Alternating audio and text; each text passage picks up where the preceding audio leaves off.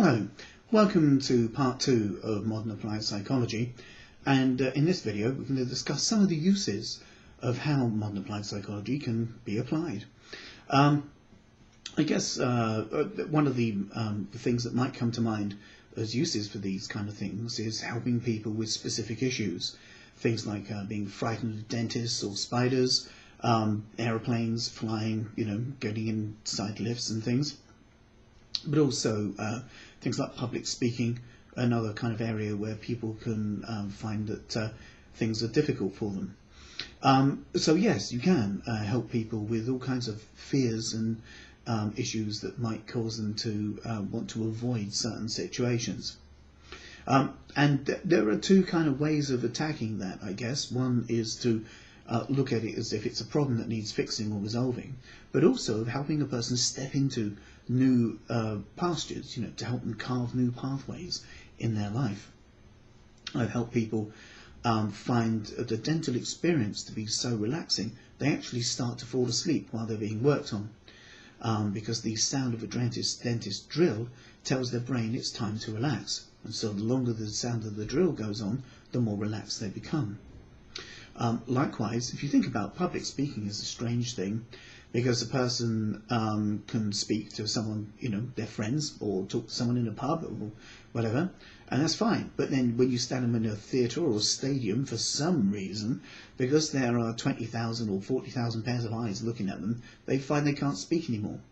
And there's absolutely no difference between, one conversation where your jaw goes up and down, and another conversation where the jaw goes up and down again. So it's not the mechanics of speaking that's the problem. It's something else. It's really what they're telling themselves about the situation unconsciously. And so by helping a person to adjust that, then they find that they can speak just as fluidly to an audience of many hundreds or even thousands of people as they can to one person. Other kind of situations that people can find difficult can be giving a speech in a family type situation, especially if it's an important event like a wedding or a person's 50th birthday.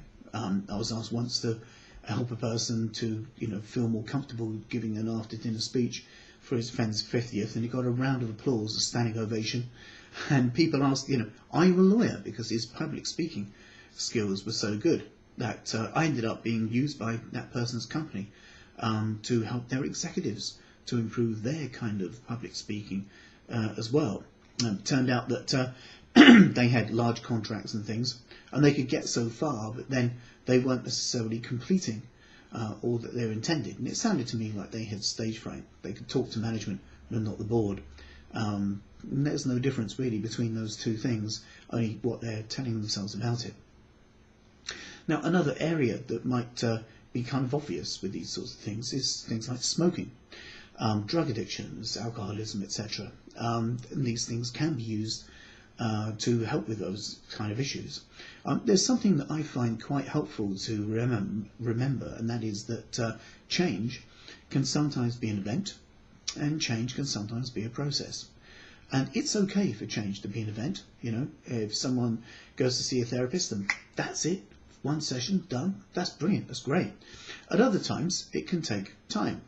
Discovering the self can be a little bit like peeling away the layers of an onion, and that's okay too. So long as a person is involved in the process of changes and they're heading towards what they need to reach, then I think that's a very good and viable thing. Now, these things can't necessarily change your body shape. That's a physical thing. However, it can help you to be in the correct frame of mind and the appropriate mood to be able to do the behaviours that will encourage your body to change its shape. So being able to do a form of exercise and enjoy it, being able to adjust your lifestyle of what the kind of food you take into yourself and the quantity that you take into yourself in such a way that it's enjoyable. So, we kind of all pretty much know that body size issues are more to do with kind of input and output ratios. But being able to adjust one's psychology so that you can be able to step into what you need is a very, very useful thing to do. And I've helped quite a few people to be able to do that. And I guess, in a sense, relaxing in a general sense is useful. Sometimes we can be called upon to kind of use modern applied psychology tools in corporate working environments. There could be nefarious people that want to use such things to push ideas into people. So one of the things I like to do is teach people these language tools so that then they can watch out for them in life. You'll hear advertisers, TV commercials, salesmen, politicians. Oh, yes, heaven forbid that politicians would use persuasion language tools. But when you know what these are, it's almost as if you fine-tune your psychological immune system so that your kind of psychological attack cells can identify when someone's attempting to hoodwink you or push an idea into you, and because you can identify it, it then stops it from working. So it enables you to become psychologically protected against other people attempting to sway or persuade you in ways that aren't necessarily wholly for your benefit. It's a very useful thing to have in one's brain. But with regards to work, I was approached by a company once who said that they had a lot of stress in the working environment. And I said, I'm sure you believe you do. And they said, well, could you do a course in stress management? I said, yeah, but I wouldn't. They went, oh, okay, well, we thought you'd be able to help. I said, well, I probably could. And they started to sound slightly confused. And they said, well, we've got a lot of stress here. I said, I'm sure you believe you have. But I wouldn't recommend stress management. And they went, oh, we thought that was the thing to do. I said, well, if you think about it, stress management means you're managing the stress you have. Yeah. Okay, well, what I would recommend is stress elimination. What? Stress elimination? What, you mean get rid of it? Yeah, get rid of it. You can't do that. Well, I understand you can't do that, but give me a couple of days and I'll show you how. And you see, they were thinking that stress was the problem, but in actual fact, you can't get rid of pressure. Life is always pressured. Every organism in the whole food chain is pressured. From bacteria kind of searching for the right chemicals, to a blue whale looking for krill, to a fox chasing a rabbit. Every single life form is under pressure to find nutrition and also to avoid being someone else's nutrition. The pressure of life exists for all life forms. It's not pressure, that you can't get rid of pressure, but you can get rid of stress, because stress is immobilizing, and stress is a response to the world around us. So I spent 2 days showing these very kind of twitchy people, teaching them the biological dynamics of what's actually occurring inside them when they have what they experience as stress. And then I showed them various tools of being able to change it, because out of a room of 16 people, you can't know what kind of mind is going to be there. There are 6 billion or 7 billion human beings on planet Earth at the moment, so therefore there are 7 billion types of mind. So we have a range of tools in the modern applied psychology toolbox, and we show people different tools so that then, they, depending on their type of thinking, they'll find one thing at least out of a collection that they can use. And at the end of 2 days, everybody agreed stress didn't exist. It was just their response to phenomena. So the stress isn't out there happening to them. No. Stress is something they do in response to the world. And once they understood that, and they had some other options, so they could do different things, then now when they experience pressure, they can become creative. When they experience pressure, they can relax. When they experience pressure, they can become stressful. When they experience pressure, they can become motivated. And they suddenly found that they had more than one choice, more than 2 choices, more than 4 choices.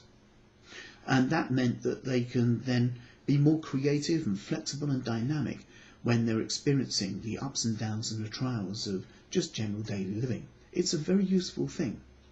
We teach people that there are certain ways that you can talk to someone to encourage them, and there are ways you can speak to people to discourage them. And some of these communication tools are unconscious, which means we're unaware of them. So a person can quite unwittingly give someone an instruction to run in the corridor or drop something delicate without realizing that they've actually passed on the instruction to go ahead and create the damage. So I find that when a person becomes consciously aware, not just of the fact that language and words can be used to convey meaning, but that language and words can be used to stimulate a person's nervous system and prompt some kind of response, then the person becomes more easily able to choose what kind of response they want to have. And that then means that it puts you in control, it empowers you. It's not necessarily the case that everyone in life is awkward and just wants to kind of get on your case. It might be that a person is unwittingly communicating the opposite of their intention, and then finding that people aren't cooperative as a result. So tidying up one's language is akin to tidying up one's brain, and that's akin to being able to tidy up your life, and it just makes life easier. Being able to kind of, speak to the local council and get through to the right department more swiftly, or phoning a call centre like British Telecom or something, and actually getting a faster result or more cooperation out of the person on the end of the phone. Just little things like that. Being able to talk to someone in a supermarket who's working on the till, the checkout, and you kind of notice that they're slightly frazzled, and you can just say a few things and it will brighten their day and just kind of lift them up a little bit.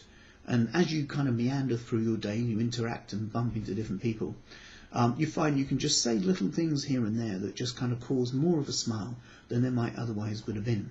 And that's just such a nice thing to be able to do for people, To have an easier life in a general sense with things like hay fever. That might seem strange to be able to use language to resolve something like an allergy. But if you think about it, hay fever isn't actually caused by pollen.